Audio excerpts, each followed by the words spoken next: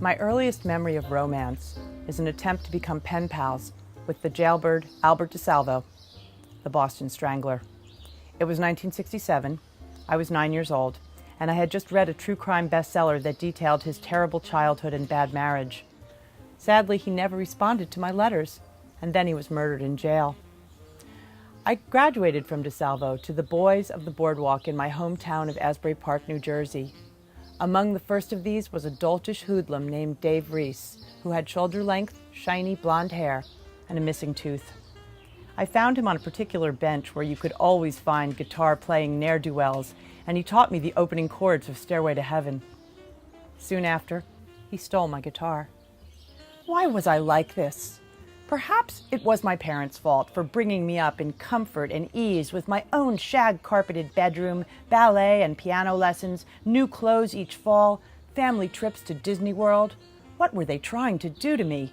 To rebel against their kindness and generosity, I pretty much had to seek malevolence and dysfunction, or simply spiritual and material impoverishment. Perhaps the biggest mistake I ever made was when I went with my bluegrass-loving college friends to the Fiddlers Convention in Union Grove, North Carolina. I didn't like bluegrass as much as they did, and I soon found live banjo and fiddle combined with very strong LSD to be a form of psychological torture.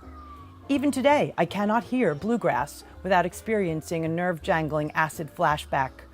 However, this unpleasantness was dwarfed by my decision to sleep with a guy named Tom.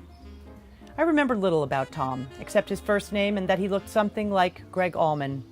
I met him that evening when he fell into our bonfire. The rest of our romance is a blank until the next morning when he failed to stumble all the way outside the tent for a pee and apparently mistook my sleeping bag for a large tree root. I repelled the advances of a gorgeous, wealthy, physically fit, and socially conscious doctor. Yes, friends, a millionaire MD.